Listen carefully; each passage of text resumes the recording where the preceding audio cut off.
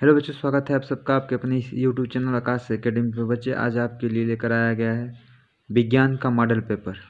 ठीक है, तो बहुत ही इम्पोर्टेंट है बच्चे। सभी क्वेश्चन जो 20 क्वेश्चन होने वाले हैं वो मार्कशीट पर आधारित। ठीक है, इसको बहुत ही अच्छे तरीके से आप सॉल्व करिएगा। और शुरू करते हैं क्वेश्चन नंबर 1 से। लास्ट तक इस क्वेश्चन को जरूर देखिएगा क्योंकि बहुत ही इम्पोर्टेंट क्वेश्चन होने वाले हैं। ठीक है, तो शुरू किए जाए इस क्वेश्चन को। पहला क्वेश्चन है, कह रहा है अभिनेत्र लेंस की फोकस दूरी में परिवर्तन निम्नलिखित क्रिया द्वारा होती है। मतलब कौन, तो यह किस क्रिया द्वारा होती है? तो यह बच्चे जो होता है यह पक्षमाभिपेशी के द्वारा होता है। किसके द्वारा होता है? पक्षमाभिपेशी के द्वारा। ठीक है,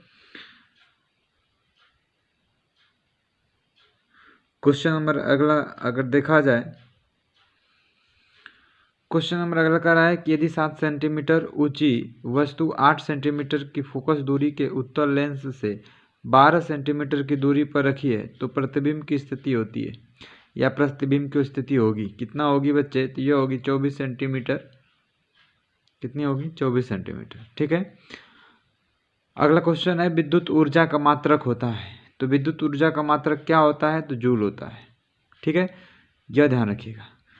देखिए बच्चे, इस वीडियो को ज़्यादा से ज़्यादा शेयर करते रहिए ताकि आपके आने वाले एग्ज़ाम में जो क्वेश्चन बनेंगे उसको आप समझ सकते हैं किस तरीके से क्वेश्चन बनेंगे। ठीक है, और इस वीडियो को अंत तक देखिए क्योंकि ये बहुत ही इंपॉर्टेंट क्वेश्चन होने वाले हैं। चलिए क्वेश्चन नंबर अगला देखा जाए। चलिए क्वेश्चन नंबर अगला है, कह रहा है ओम का नियम है। तो इसमें ओम का नियम क्या है? तो ओम का नियम है बच्चे V समानुपाते I। ठीक है, यह ओम का नियम है। ठीक है, आगे क्वेश्चन नंबर का रहा है अगला, किसी वस्तु का वस्तु से बड़ा तथा आभासी प्रतिबिंब बन सकता है। किस कंडीशन में बन सकता है? तो जब अवतल दर्पण द्वारा। किसके द्वारा बन सकता है? अवतल दर्पण द्वारा बन सकता है। ठीक है, इसके बाद क्वेश्चन नंबर अगला कह रहा है कि 1.0 माइक्रो एम्पियर की विद्युत धारा का मान होता है। कितना होता है? तो यह होता है आपका 10 के पावर -6 एम्पियर। 10 के पावर -6 एम्पियर। अगला क्वेश्चन कर रहा है एक विद्युत चुंबक का क्रोड बनने के लिए सबसे अधिक उपयुक्त जो पदार्थ होगा यह होगा मुलायम लोहा। ठीक है, इसके बाद क्वेश्चन नंबर अगला है और यह क्वेश्चन क्या है? यह क्वेश्चन कर रहा है 25 डिग्री सेल्सियस ताप पर जल का आयनिक गुणनफल होता है। 25 डिग्री सेल्सियस ताप पर जल का आयनिक गुणनफल जो होता है बच्चे यह होता है 10 के पावर -14।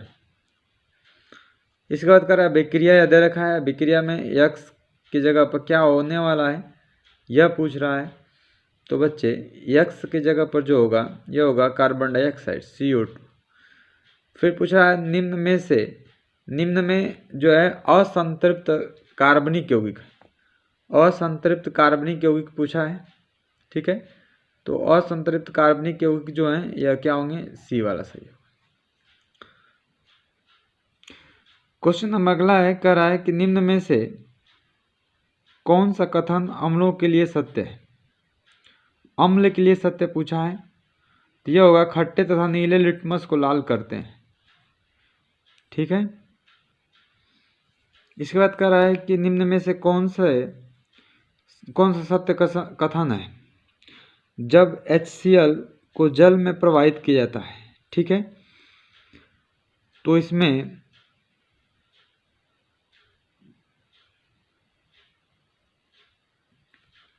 आंसर जो होगा आपका यह होगा, यह विलयन में आयनीकृत होता है और इसके बाद यह विलयन में हाइड्रोनियम आयन उत्पन्न करता है जो हाइड्रोजन आयन तथा जल के अणु के संयोग से क्या होते हैं? उत्पन्न होते हैं। तो ऑप्शन नंबर इसका क्या होगा? C वाला सही होगा।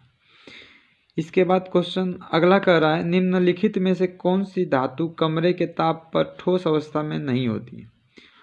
ठोस अवस्था में कौन सी नहीं होती है कमरे के ताप पर, तो यह जो है ऑप्शन होगा मरकरी। आगे कह रहा है रेनिन का स्राव कहाँ से होता है, तो रेनिन का स्राव जो होता है जठर ग्रंथि से होता है, ऑप्शन नंबर सी। ठीक है, चलिए क्वेश्चन नंबर अगला। क्वेश्चन नंबर अगला कर रहा है निम्न में से क्रेब्स चक्र का क्रियास्थल है। क्रेब्स चक्र का क्रियास्थल क्या है, तो माइटोकॉन्ड्रिया का आधार द्रव्य। अगला कह रहा है निम्न में से कौन सा आनुवंशिक पदार्थ है। इसमें से कौन सा आनुवंशिक पदार्थ है बच्चे, तो डीएनए है। आगे कह रहा है पराग नली में नर युग्मकों की संख्या होती है, तो नर युग्मक की जो संख्या होती है यह होती है कितना, तो 2 होती है। आगे कह रहा है सूची 1 को सूची 2 से मिलाइए, यानी कि सूची 1 को सूची 2 से क्या करना है, हमें मिलाना है, यह ध्यान रखिएगा।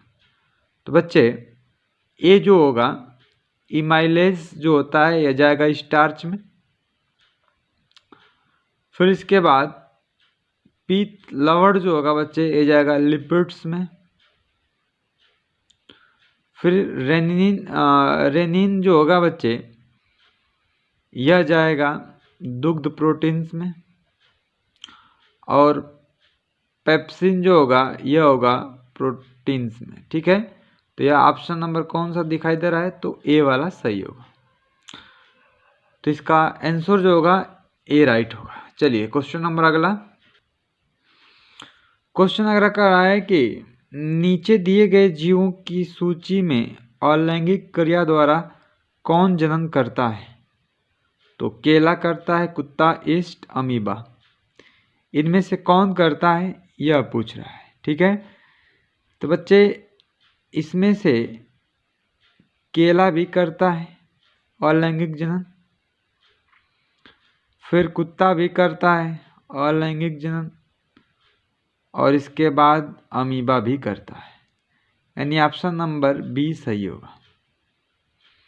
ठीक है, यह ध्यान रखिएगा, ईस्ट जो है लैंगिक जनन करता है। आगे फिर सूची को मिलाना है बच्चे, तो सूची को मिलाइए इसमें। और एक क्वेश्चन नंबर लास्ट है, कह रहा है केचुआ, केचुआ किस में होगा, तो यह जो होगा बच्चे केचुआ जाएगा उपचर यानी नम क्ल्यूटिकल का। ठीक है, होता है। मोलस्क जो होगा किस में जाएगा, तो यह बच्चे जो है नहीं, हाँ ठीक है, ये जो जाएगा केचुआ जो होगा इसमें जाएगा। ठीक है ना, सॉरी बच्चे जो 19 का क्वेश्चन है इसका थोड़ा सा गड़बड़ लग रहा है, एक बार फिर से देखा जाए इसको। इसमें जो है नीचे दिए गए जीवों को, मतलब इसमें कह रहा है कौन सा अलैंगिक जनन करते हैं। ठीक है ना, ये ध्यान रखिएगा, अलैंगिक जनन पूछा है बच्चे। थोड़ा सा जो है क्वेश्चन को सही फिर से करिएगा। इसमें जो है कुत्ता कहाँ अलैंगिक जनन करता है, कुत्ता तो लैंगिक जनन करता है। ठीक है, ईस्ट जो है लैंगिक जनन करता है, अलैंगिक जनन करता है। ठीक है ना, लैंगिक जनन जो है कुत्ता करता है, और लैंगिक जनन जो है